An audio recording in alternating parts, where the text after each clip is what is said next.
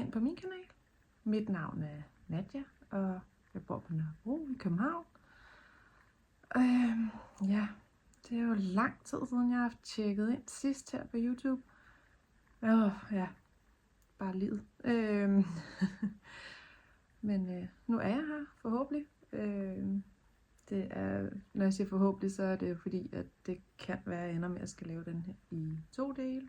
Jeg er alene hjemme med barnet, som lige nu ligger og sover.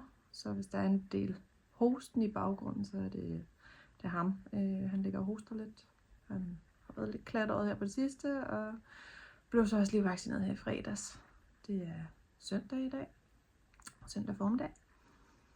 Og ja, så hvis der kommer lidt sådan prosten, så er ham den lille. Men jeg håber ikke, det generer for meget i hvert fald. Men som sagt, så kan det være, at I bliver nødt til at holde en pause og lave en del 2 lige pludselig.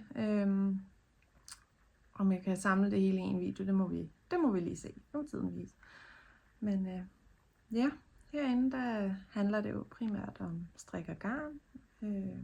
Jeg kan se, at jeg har fået nogle nye abonnenter siden sidst, som jo er efterhånden rigtig lang tid siden. Jeg tror, det var før sommerferien. Så mange af de færdige striks, jeg har at vise i dag, det er jo også det er sommerens strik. Ja. Men jeg vil jo starte med at være på. Den er også færdig siden sidst. Det er en Zipper Genser fra Sandnes. Og ja, ligesom jeg kan stille mig op, så trækker lige lidt bag her. Den blev sådan en. Og med lynlås og krave.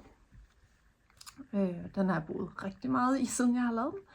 I hvert fald de her sådan kølige aftener, og ja, især i sommeraftenerne. Så jo, det var dejligt at få færdig.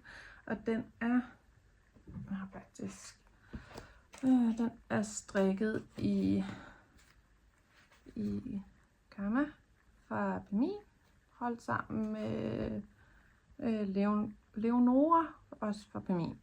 Og det er hvad er der her? Nå, ja. Ja, den her. Og sammen med og jeg er faktisk en del tilbage, og jeg har også overvejet, fordi jeg synes faktisk, den er lige til den korte side, om jeg skal pille op og lige strikke en 5-10 cm mere på, men jeg er lukket af i italiensk aflukning og med sådan en drejet rib og sådan noget. Så jeg ved ikke, om jeg skal lave, hvor jeg ligesom opererer et stykke mere ind, med sådan lige at klippe en maske og hive op og gemme ribben for sig selv og sådan noget. Ja. Jeg har i hvert fald hørt, der ligger masser af videoer på YouTube på, hvordan man gør det. Så det overvejer, man skal prøve, men ja, som sagt, så har jeg begyndt at bruge den en del, så jeg ved heller ikke, hvor stort det nummer, jeg gider at gøre ud af det. Men det var i hvert fald en af de sager, jeg fik færdig, siden jeg tjekkede ind sidst. Så har jeg lige en del børnestrik, som jeg tænkte, jeg lige vil starte ud med, fordi hvis det ikke er lige din kop te med børnestrik, så kan I jo lige spole de næste par minutter over. Seneste, ja, den er jo ikke 100% færdig, men tæt på. Der har jeg fået lavet sådan en.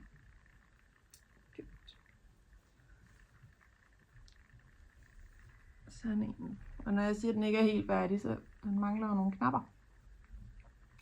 Men jeg har købt den, så jeg skal bare have taget mig sammen til lige at sy den på. Og den er egentlig inspireret af, at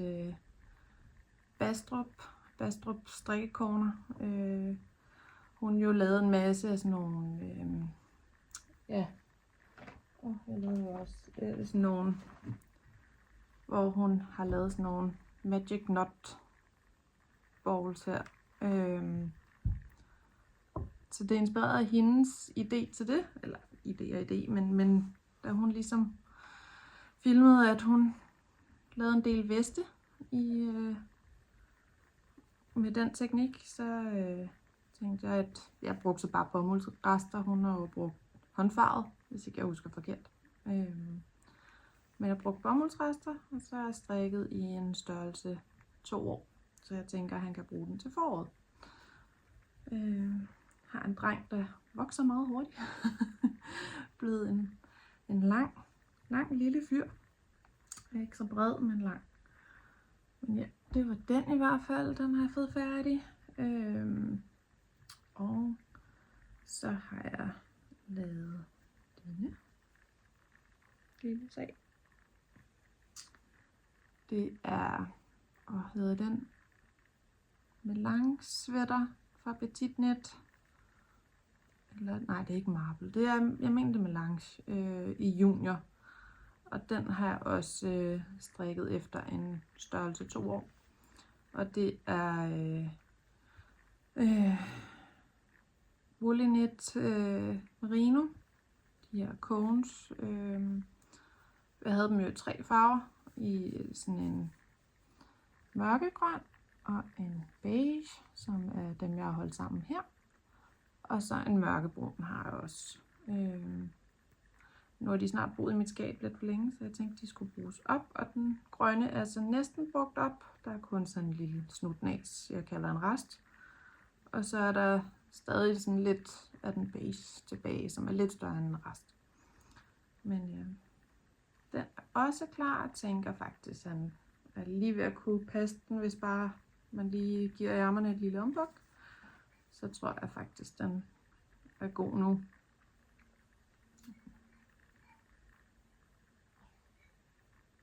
Ja, jeg ved ikke, om I kan høre det, men det er noget, et hosteanfald, han får. Og jeg har tjekket til ham flere gange, han sover, selvom han hoster. Ja. Så har jeg fået denne lille vest. Og det var noget alpaka-garn fra Sandnes. Og banderolen, den har jeg smidt væk for lang tid siden. Så jeg kan ikke hverken sige farve, eller hvad for en alpaka det er fra Sandnes eller noget. Og der er lavet det her vaffelmønster. Ja, og den var jo fra den bog, jeg lånte på et tidspunkt på biblioteket, der hedder Making Memories. Nu har jeg forberedt mig virkelig dårligt, fordi at det så er det den, der hedder Luca, måske. Det er jeg ikke lige helt sikker på. Nå, men den er i hvert fald også færdig, og den passer han nu. Jeg har tjekket, fordi at da jeg havde strikket halskanten, så tænkte jeg, prøver den lige på ham, inden jeg blokker den, og den passede fuldstændig nu. Den tror jeg ikke, han kan bruge til næste år, men så kan han bruge den i år. Ja. Og jeg har haft virkelig sådan en, gerne har brugt noget af alt mit garn op. Så der er desværre en del, hvor jeg kaster mig over mit bomuldsgarn. Det er jo ikke desværre, men det er jo ikke det er rart at strikke i, men jeg vil gerne have brugt en del op, og det har været rigtig godt til børnestrik, synes jeg, især her i sommeren. Og jeg havde noget i sådan en farve, sådan lidt grøn måske, den er lidt hen mod det grønne i hvert fald. Men det er også en opskrift fra Sandnes, jeg tror bare de hedder Tights, dem her. Og de passer også helt perfekt, der er elastik op i livet. Og igen, fordi jeg jo så gerne vil bruge op, så lavede jeg jo lige denne her ud af resterne fra det garn. Der startede jeg jo så med at strikke, til jeg havde brugt det meste.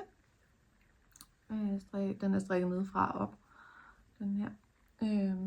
Så der brugte jeg jo det grønne til, jeg havde brugt det meste op, og lige havde lidt til at lave ærmerne. Så det ikke lignede alt for meget et resteprojekt, men mere sådan, at det var meningen. Ja, og så er det jo bare en hvid, jeg holdt sammen med, og så gav jeg lige kortkanten op i toppen, gav jeg lige sådan en turkis, bare for at bryde det lidt. Ja, og så er der jo de her strukturstrikkede felter rundt omkring, og også bagpå er der også, og på ærmerne.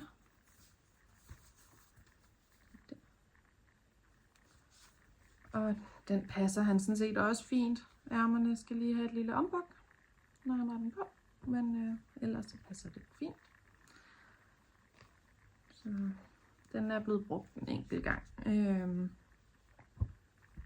Ja, og dem jeg lige har vist før, er slet ikke blevet brugt endnu. Nu tænkte jeg, at de skulle vises her, men det her, nu er det så lang tid siden, jeg har fået det her færdigt, så der har vi brugt her ind over sensommeren.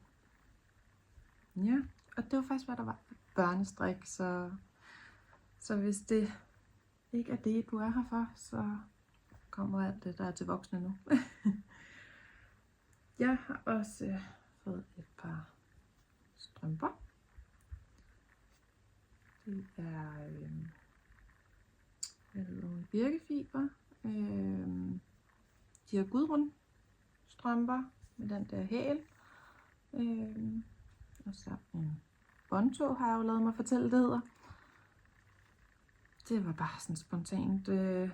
Jeg manglede et lille strik, så det blev til dem her. Og det er lavet i, jeg tror det hed sommerstrømpegarn. Noget der købte i Netto for nogle år siden.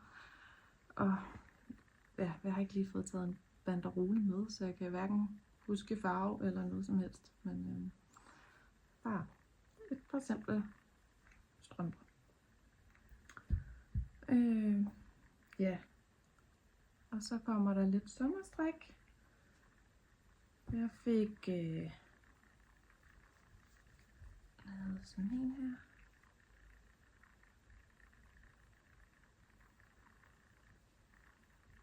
Og det er en Anne Wenzel opskrift. Hedder den Siljerson 10. Nu bliver jeg i tvivl. Lige sætte det her på skærmen, hvad den egentlig hedder. Og jeg er så dårlig til at få lavet de noter der. Jeg slår bare op og strikker i vildskab, og så glemmer jeg jo alt om, hvad pind og hvad størrelse og hvad alting jeg har strikket i. Og det var mest garnet, jeg hæfter mig ved, hvad det er for noget. Men jeg lavede en fejl. Jeg opdagede den sent, så jeg gad ikke lave den om. Men der skal jo egentlig ligge, så der løber sådan en mere retmaske, der skal løbe her ved, det er jo ikke ved skulderen, når det sidder foran, men der skulle løbe her, ikke? Der samler til ja, skulder og forstykke. Men jeg fik lige samlet op i en maske for langt inde, og jeg opdagede det først efter jeg havde samlet op ved nummer 2 armgab, og var begyndt at samle hele mit strik. Så det gad jeg ikke lave om. Jeg tænkte, jeg godt kunne leve med det.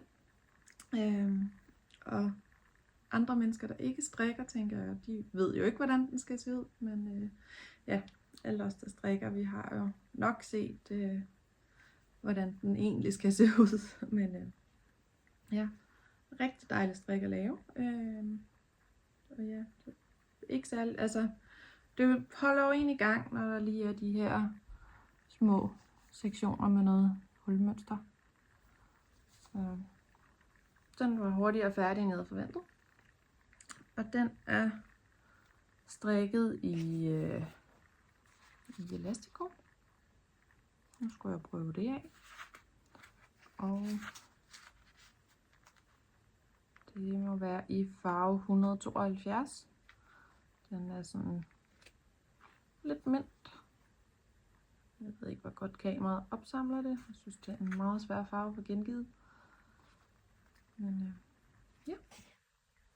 Jeg har brugt den et par gange.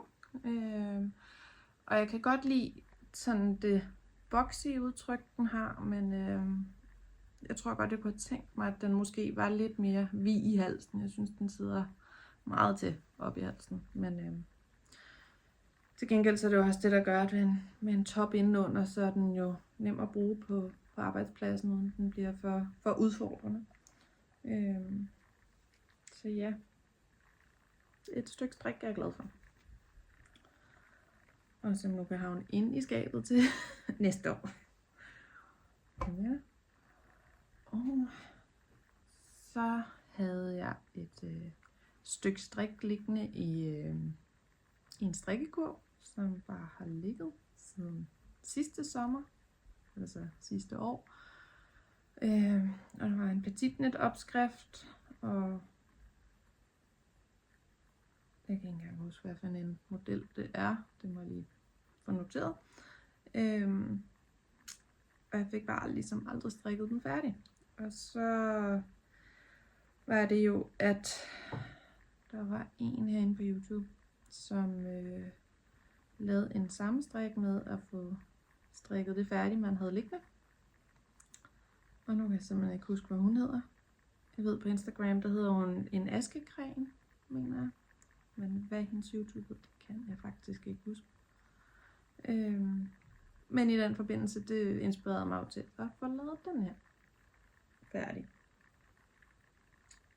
Og det er jo også en sommertop. Og det jeg så ikke kunne huske, da jeg samlede den op igen, det var, at jeg havde taget en halv pindstørrelse større, end der stod i opskriften. Så det kunne jeg jo ikke lige sådan helt få til at forstå, hvorfor den var blevet så bred, men ja, det var den. Men den har jo så også været meget, meget dybe ærmegab. Så det er ikke sådan en, jeg har lyst til at have på, uden at have noget indenunder. Den er meget, meget dyb. Og den er strikket i Sandnes Tykline. I farve 6531. Så det er de her, hvor det er bomuld, viskose og hør, hedder det jo selvfølgelig på dansk. Men materialet er dejligt, men den er tung, fordi det er den her tykke version. Ja. Så den er ikke blevet brugt så meget. Jeg har haft den på en enkelt gang, og med en hvid t-shirt indenunder, så fungerede den fint. Nu synes jeg så, det er blevet for koldt, så må vi se, om den ikke bare skal ligge til næste år inde i skabet. Ja. Og så den sidste, jeg har fået færdig. Den var jeg også i gang med sidste gang, jeg filmede. Og det var Skyline Tee fra, hvad hed hun? Toriu, er det sådan? Nå, det må jeg også lige notere. Der bliver lige lidt redigeringsarbejde herefter med at få sat på skærmen. Men den er lavet med det her ribnåde op på skulderen, som man egentlig starter med. Man starter med at strikke ribben op på den ene skulder og så den anden skulder, og så samler man masker op langs og får samlet til nakken og samler op og strikker bærestykket om i nakken og mere eller mindre samme fremgangsmåde foran, så man kan samle under ærmet og strikke derudad. Og heldigvis så havde jeg set en anden på YouTube, der havde strikket den, og som havde sagt, at det var meget vigtigt at blokke den bagefter. Det var jeg meget glad for, at jeg havde fundet ud af, fordi at den var ikke så pæn, inden den blev blokket, men efter den er blevet blokket, er den blevet rigtig god. Jeg er rigtig glad for den. Desværre har jeg ikke brugt den så meget, da jeg synes, jeg har haft svært ved at finde det sæt bukser eller nederdel eller et eller andet sommertøj, som jeg synes, den passede til. Så det mangler jeg lidt i min garderobe. Og så er den strikket i håndfarvet tencel fra Monique Garn. Så det var det her fine spil i. Med lidt orange lister rundt omkring. Jeg ved ikke, om man kan fange det. Der. Ja, Så dukker lige sådan en enkelt blå op også. Men det kan jeg godt leve med. Og ja, den er lige lidt krøllet, den har ligget inde i skabet. Og ja, man kan så godt lige ane, at det kan man så tydeligt ane på kameraet, men at her skiftede jeg fed. Jeg har ikke lavet det her med at alternere min fed. Jeg har bare strikket, og så har garnet fået lov at gøre, hvad det nu gør. Og der stod, at man skulle bruge 3 fed. Og det er, hvad jeg har tilbage. Så jeg vil sige, det er faktisk kun lidt over 2 fed nok, der er blevet brugt. Og hvis man er interesseret, så hedder farven, den hedder Green Star. Jeg har ikke prøvet at strikke tencel før, det er første forsøg. Jeg er ikke glad for det. Jeg er virkelig ikke glad for at strikke tencel. Det er helt absurd glat. Så at få holdt den samme trådspænding hele vejen, det var en kæmpe udfordring. Og lykkedes mig faktisk heller ikke så godt, men heldigvis så er det jo blevet meget mere jævnt og pænt, efter det blev blokket.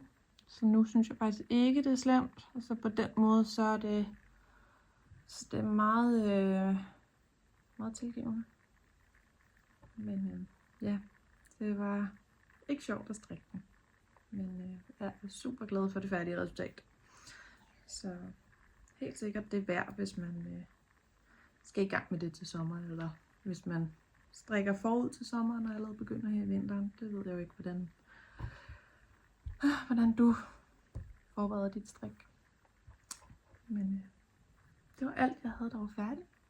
Ui, hvor jeg får svinget spor. Det er en tår vand.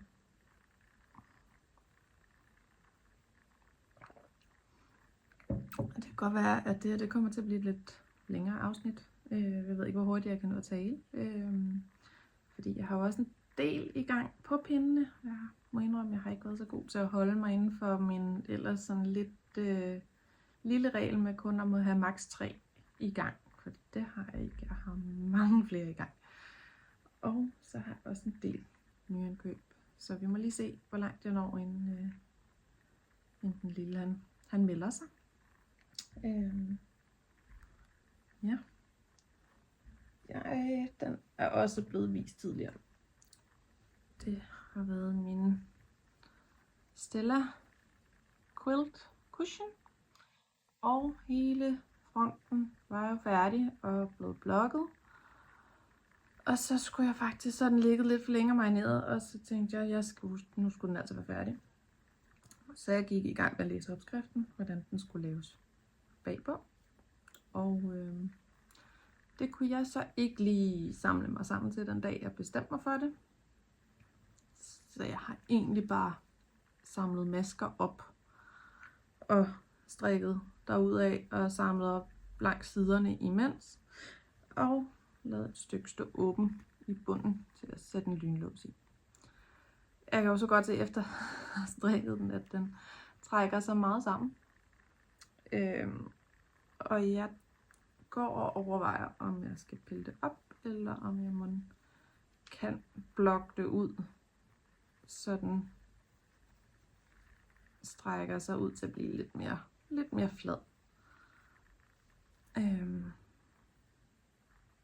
Jeg tror, jeg blokker den først for at se, om jeg kan leve med det, eller om det skal pilles op.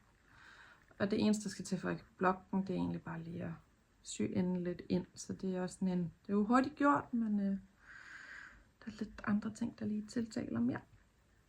Og jo, så overvejer jeg, hvis den bliver som den er nu med den bagside, så overvejer jeg, fordi den ene side har jo sådan lidt mere sådan en kant, hvor at den anden side ser sådan der ud. Så overvejer, om jeg skal tage den mørkegrønne, jeg har brugt i mit motiv, og samle op langs kant, og så strikke en ejkort, også for sådan at skjule lynlåsen lidt i bunden. Så det overvejer jeg. Men ja, nu må vi se, hvornår jeg kommer dertil. Forhåbentlig snart. Og så kaster jeg noget andet på pinde, som ikke engang er planlagt færdigt. Det er Pearl Soho, laver gratisopskrifter, eller har nogle gratisopskrifter liggende på deres hjemmeside. Og de har sådan et sjal, der hedder Half and Half Triangular Web. Og den har jeg kastet på pinde. Og det er lavet i den her, som er for, er det ikke for Knit Lovewear? Kan I se? Jo. Ja. Og det er deres 100% Superwash Merino, der løber 400 meter på 100 gram. Og den hedder Silent Spring. Ja. Og når jeg siger, at den ikke er planlagt færdigt, jeg har jo købt 4 fede af den her. Købte jeg ned på Stævns, da der var Stævns garndag. Og det der jo er med den her opskrift, er jo, at først så strikker man jo en hel trekant, og så samler man jo op og strikker den næste trekant. Så det bliver et firkant. Og egentlig så gør man det jo, så det er i 2 forskellige, eller man kan også lave det i striber. Men jeg begyndte jo bare på den her, og så har jeg jo ikke planlagt, hvad for et garn der skal sættes til. Så jeg ved ikke, hvad farve den anden side skal være. Og her der er indtil videre, ja, der er brugt et helt fed. Den har åbenbart været meget mere grøn, for man kan godt se lidt, hvor at jeg har sat den næste til. For der er mere af den her ferskenfarvede orange. Der er mere af den i den her. Men ja, som sagt, jeg har 4 fede, så må vi se, hvor meget der går til den trekant. Jeg overvejer. Først havde jeg tænkt, at jeg skulle lave en grøn til, men nu overvejer jeg, at jeg skal køre sådan en ferskenfarvet orange sammen med. Men det ved jeg. Eller om jeg skal gå helt crazy og lave en helt tosset farve, eller jeg ved det ikke helt. Men den ligger bare sådan et simpelt fjernsynsstrik. Det er jo bare retriller derudaf. Og så lige med det her, som de kalder wrap and turn. Så det er jo simpelt fjernsynsstrik, der bare kører derudad. Så det er, hvis jeg ser noget, hvor jeg skal følge rigtig meget med, så griber jeg den her. Ja. Og så er der en mere spændende sag, men som har stået lidt stille. Og det var jo, jeg købte jo det her kit fra Kit Couture. Og det er jo det her intarsia-strik, eller gobelin-strik. Og det fik jeg slået op til, og jeg er nået så langt på mit forstykke. Og det er, var det den her, der hed Grønlænder? Var det den, jeg havde taget? Så vi se her. Jo, Grønland Bluse hedder den. Ja. Lige nu, så har jeg jeg har ret mange nøgler siddende til lige nu. Og jeg tror også, det er derfor, jeg lige er gået lidt i stå på den. Fordi det er jo det der med, så er der jo et nøgle for hele den blå. Så er der for den hvide. Og så er der et nyt nøgle for den blå her. Så er der den mintfarvede. Og endnu et til den blå her. Så der sidder rigtig mange nøgler garn til lige nu. Men jeg synes også, jeg får holdt min bagside pænt. Mangler lige at hæfte lidt ender her. Jeg prøver at gøre det løbende. Men ja, det er min Grønlands bluse. Og det er jo i det her 100% alpaka. Og de kommer jo så i de her kits i fine æsker, og med alt man skal bruge til jo, på nær lige strikkepindene. Dem skal man selv have, men nål og mærke til nakken, hvis det er det man vil, og garn og opskrift, og det hele kommer i sådan en fin kasse. Så den skal jeg helt sikkert også videre med, men jeg er gået lidt død i den lige nu. Men lækkert strik, lækkert garn, lækre farver. Ja. Og der har jeg også, den er gået lidt i stå med, også endnu en gået lidt i stå. Det er ellers noget langt. Det er, den hedder, opskriften. Det er Marie Case fra Petit Net. Den her lille fine taske. Og hvis ikke jeg husker forkert, kommer den i 2 størrelser.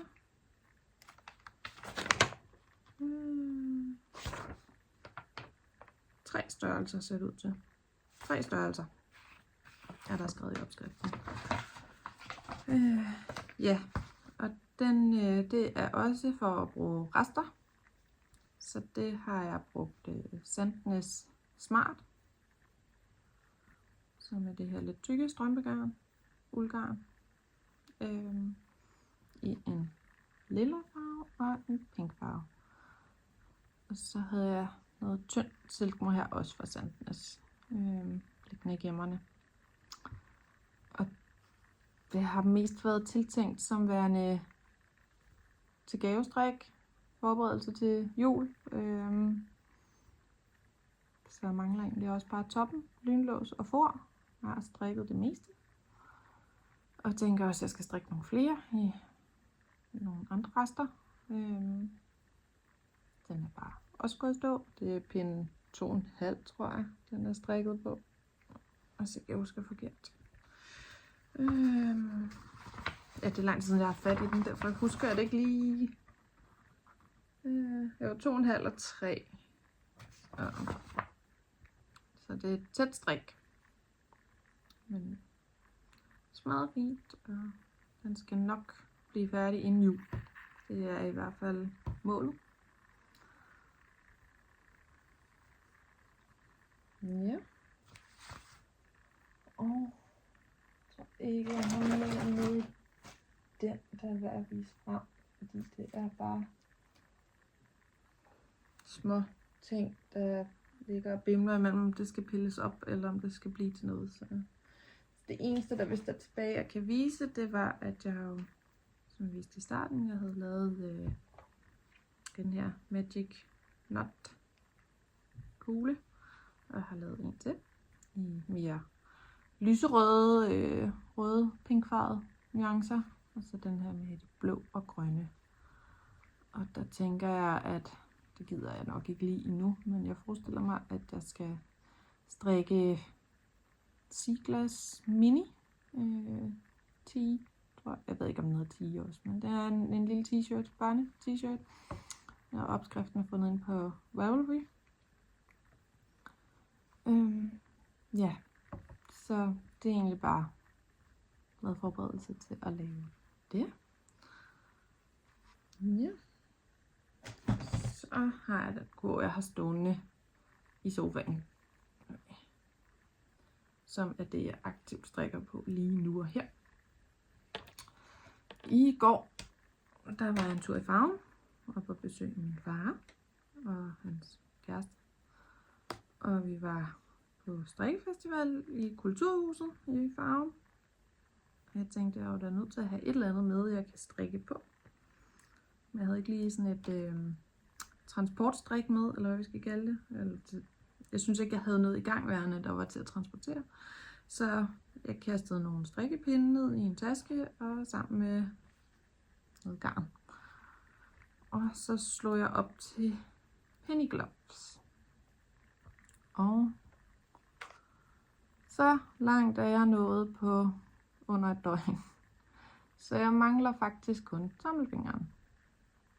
Så er de færdige. Så det er gået rigtig hurtigt.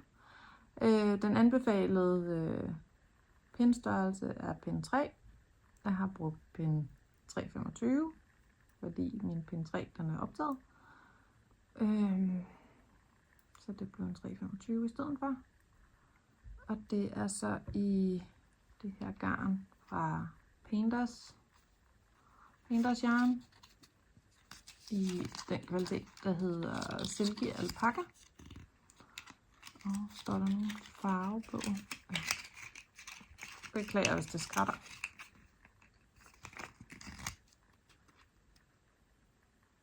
Hvad står der? Står der Fern?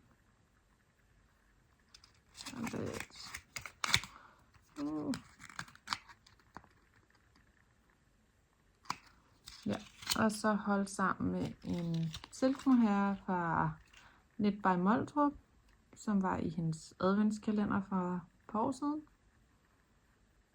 Så der er lidt blåt og lidt grønt og noget grå. Så de to og hold sammen bliver så til det her.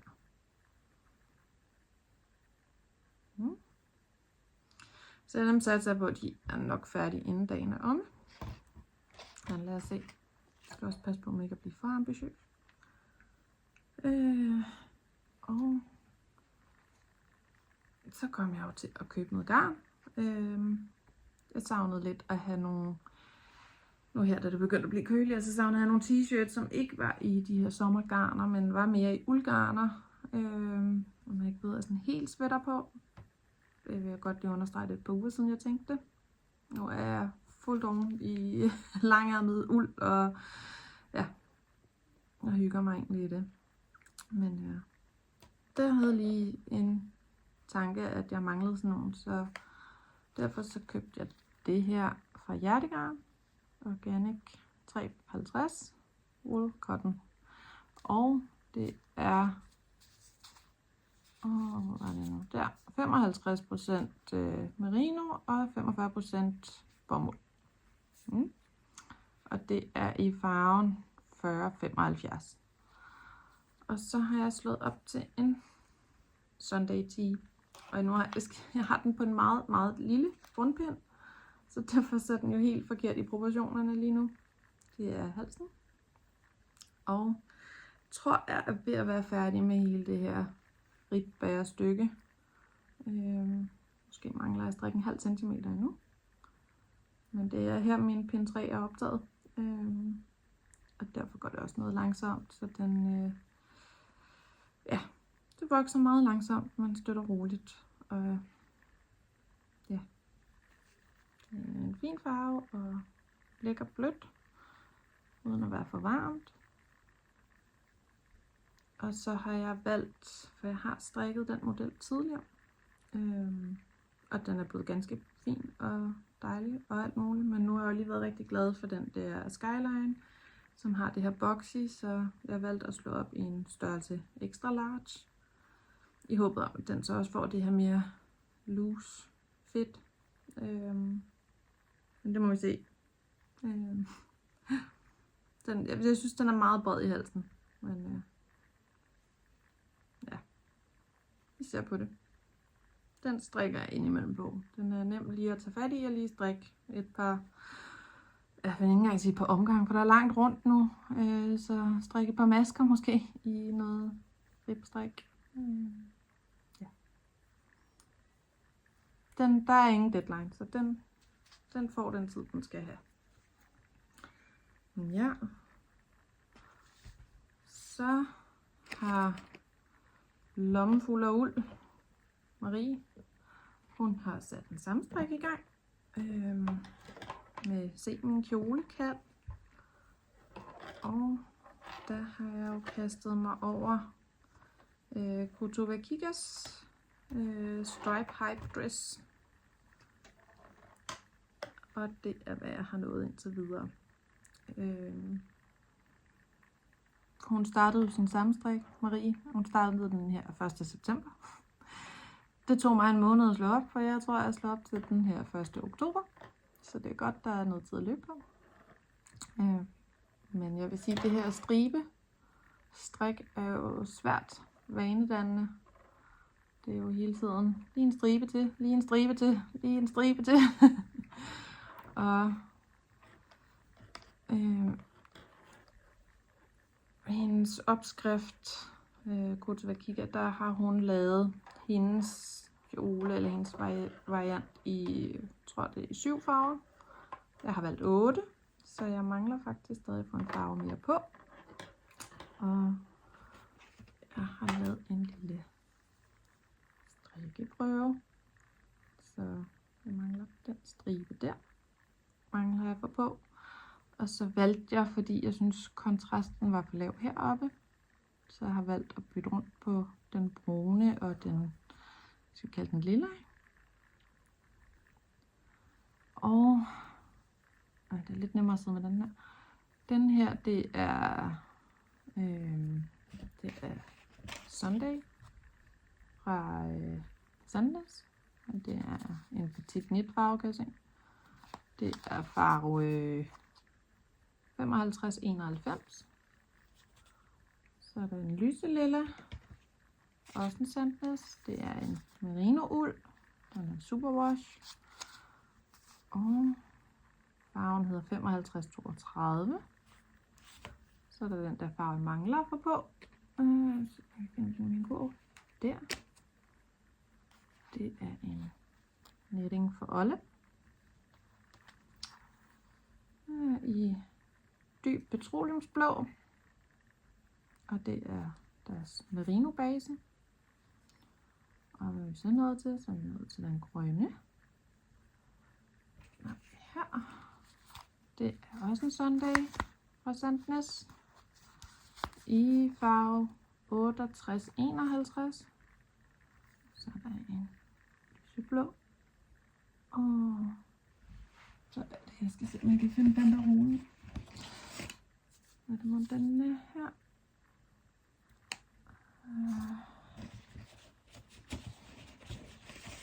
Eller er det den her? Det må være den. Det er også knitting for Olle i farven isblå.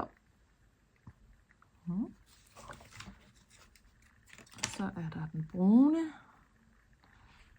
Der er det så, jeg forsøger at bruge min kejle her, skulle jeg til at sige, min kone fra Ulinit.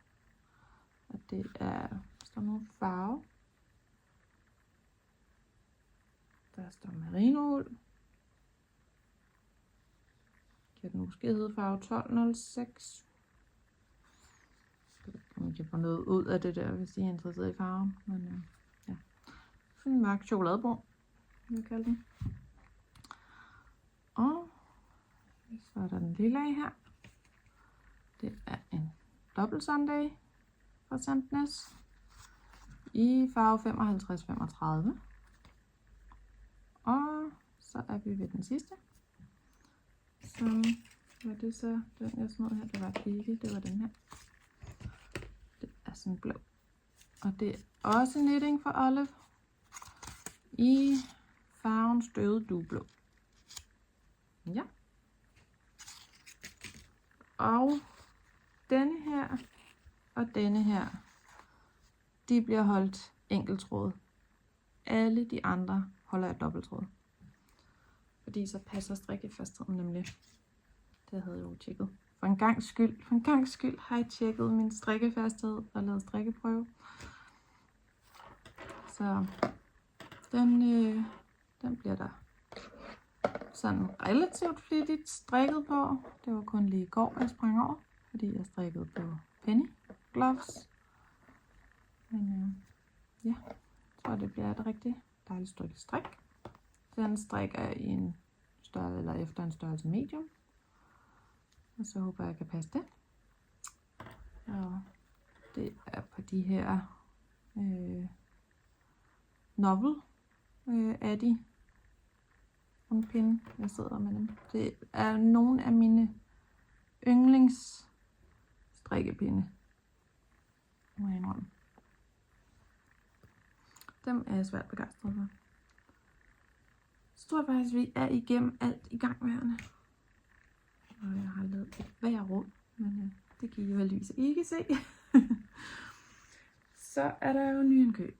Og det kan godt være, at det kommer til at kratte lidt, fordi nu er det altså i pose. Jeg var jo, som sagt, så var jeg i Farum i går, og der var strikkefestival i Farum.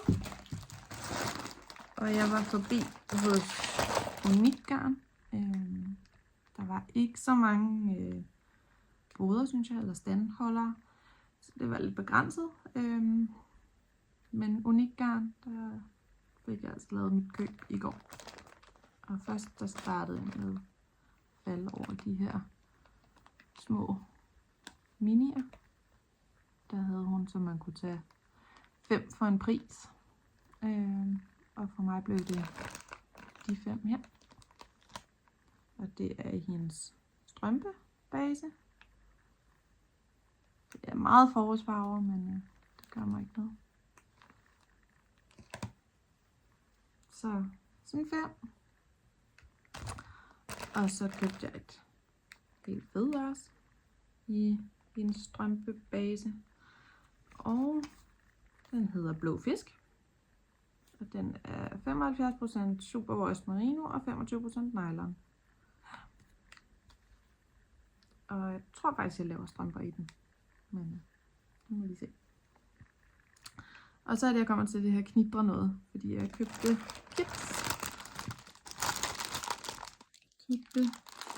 sådan en kit på sådan nogle luffer. Der fulgte sådan et par små maskemarkører med badeender på. Og sådan en maskeholder. Og så 2 fed garn. Og en opskrift på de her fine luffer. Og det her, det er så børnemodel. Så det er fra størrelse 2 år op, mener jeg. Jeg kan ikke se herude. Så det er tiltænkt til den lille. Og så tænkte moren der lige, hvad skal det have matchende? Så det blev samme garnfarve, men et lidt andet motiv på vanten eller luffen. Og til denne her, og så kan man ikke engang se, der er små vingummibamser, som maskemarkør. Så super søde, synes jeg. Glæder mig til at skal slå op i det. Slå op til. Og jeg tænker lige til det her med, når det er flerfarvestrik. Jeg tror, jeg slår voksenstørrelsen op først. Fordi hvis ikke jeg lige føler for at strikke et par mere i år, så kan jeg jo vælge størrelsen større i børnestørrelse. Så han kan passe dem til næste år. Så det var det, der i hvert fald var tanken. Og så kan vi have matchende. Næsten matchende. Lægger vi lige det der skratteri væk. Ja, altså, det er jo lang tid siden, så jeg har jo sådan en kurv, jeg samler min nye indkøb. Så det er den, jeg sidder bare og griber fat i. Den står lige hernede på siden af mig. Og der kan jeg se, der har jeg så også den her liggende, jeg allerede har vist, der var til min Sunday tea. Den ligger væk. Og den er inde under bordet. Så er det jo igen, fordi det er så lang tid siden. Jeg har jo garnklub hos Knit by Moltrup. Og sidste måneds garnklub, den tør jeg godt vise, fordi at den har andre vist, og den er en måned gammel. Det er denne fine.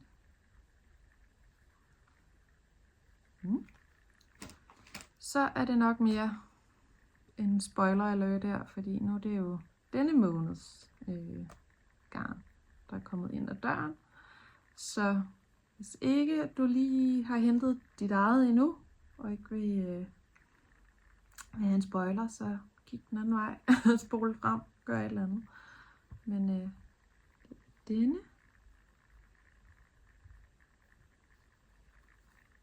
Og det er jo i det her, der er inspireret fra Ringenes Herre. Den har lige lidt af det her orange i sig. Ja. Nå, jeg tager den væk igen, så andre kan kigge med. Så. Jeg tror, jeg er lidt skuffet over farven, må jeg indrømme. Den er flot, men Jeg tror ikke, det var den farve, jeg havde forventet. Men ja. Jeg skal lige spekulere i, hvad den skal. Så. Men ja, det finder jeg ud af. Og alle de måneder, hvor jeg jo har været usynlig her, de måneder har jeg altså ikke lige gået og gemt sammen for garnklubben. Det gjorde jeg til at starte med, men lige pludselig voksede mig over hovedet, og jeg gik i gang med at kigge på garn til, hvad jeg skulle lave projekter, og så blev det blandet sammen, og så kunne jeg ikke huske, hvad for nogle jeg havde vist og ikke havde vist. Så derfor så er det kun lige for de sidste 2 her, det viser frem. Men der er faldet mere i kurven siden sidst, eftersom det er så lang tid siden. Der er jo en garnforretning her på Nørrebro, som de er flittige til at lave lidt for gode tilbud, jeg ikke kan stå for. Så jeg har købt noget Drops Flora, købt 5 nøgler i farve 13, der var sat ned. Ikke købt til noget projekt, mest købt til at, fordi jeg bare var så inspireret af alt det her restestrik og det her Magic Knot farveskifte hejs. Men jeg tænkte, at jeg var nødt til at have nogle basic at strikke sammen eller holde det sammen med, så det ikke bare bliver helt crazy. Så derfor så købte jeg blå, og så har jeg købt 4 nøgler i en beige også, som hedder farve 31. Og skal det sige, at jeg havde mit barn med på tur, og han fik lov at vælge farve, fordi der lå også en spand med noget dobbelt Sunday, der var på tilbud sat ned til 29 kroner. Og det er i en farve 9823. Det var den, han tog fat i. Meget hisgrøn. Den har jeg købt 4 af. Jeg tænker også et børnestrik.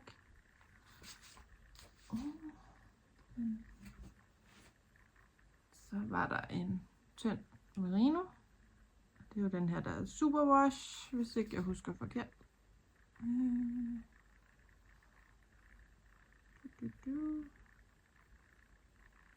Nå, det kan jeg ikke engang lige hurtigt spotte. Jo, der står lige der. Foran. Der har jeg købt 4 nøgler i sådan en turkis. Det er superwash, det er jo virkelig genialt til børnestrik, synes jeg. Altså, de sviner sig jo, og det vil skidte, men uld er jo samtidig helt genialt her om vinteren også, så de lidt bedre kan temperere, og ja, jeg er i hvert fald glad for at bruge uld, så det er også tiltænkt til børnestrik. Og der røg lige en mini. Det sidste jeg har købt, så er vi heldigvis ved at gå rundt af, inden forhåbentlig barnet vågner. Men jeg har været en tur i, havde den brun strik, eller havde den Tante Brun? Den ligger ude på Frederiksberg. Nå, men hun sælger, eller de sælger i hvert fald syslede. Så der har jeg købt denne. Det er en strømpebase også. Og den her hedder Miami Beach. Jeg tænker faktisk, at jeg gerne vil have et par strømper. Jeg blev ramt af sådan noget med at blive sådan helt pastel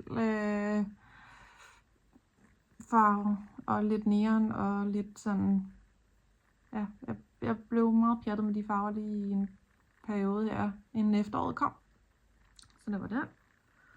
Og så købte jeg også denne her, også for syslede, som hedder Unicorn Party. Alle de her neonfarvede speckles.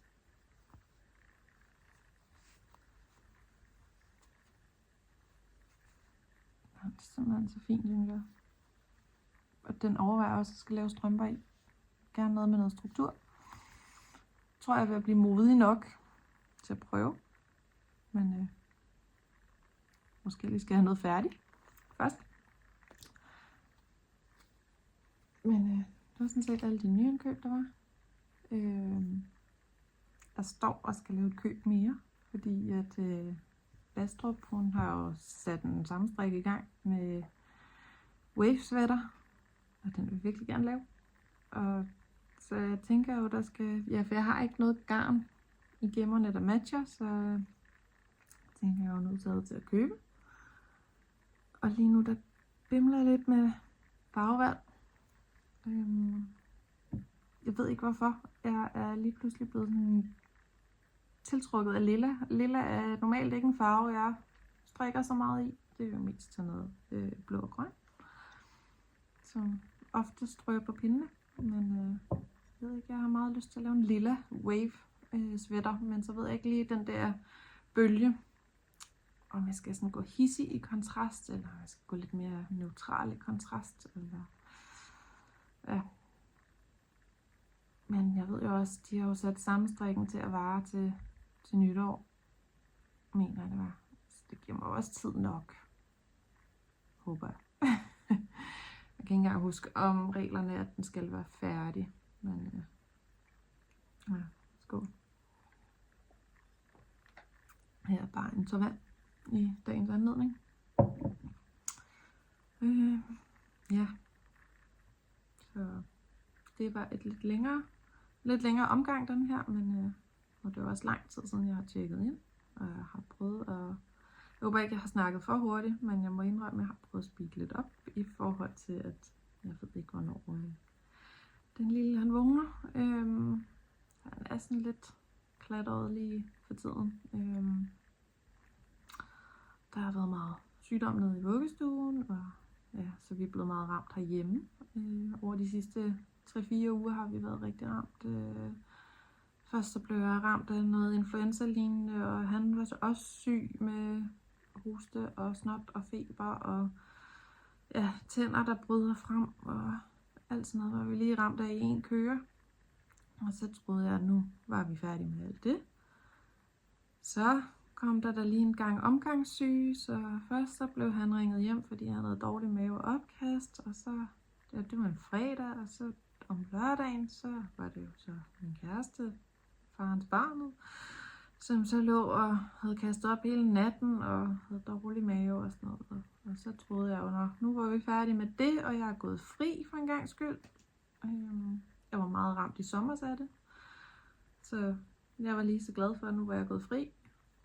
Indtil så blev tirsdag, og jeg stod på mit arbejde, og blev ramt, og var nødt til at køre hjem. Og det var en meget spændende køretur, når man sad med kvalme, og følte man, der skulle noget ud den ene og den anden vej. Det var en lidt for interessant køretur hjem, må jeg indrømme. Men det varede heldigvis kun lige sådan en døgns tid, og så var jeg mere eller mindre ovenpå igen. Og det virker som om, at nu er hele den her omgangssyge ved at slippe ned i vuggestuen så småt. Så jeg håber, vi er ved at være færdige med den slags. Men ja, nu er det jo hoste og snot, og der kører. Ja, men sådan er det vel med børn i institution. Det er jo sygdomme og bakterier og alt det her, man skal igennem. Så det tager man jo bare, som det kommer.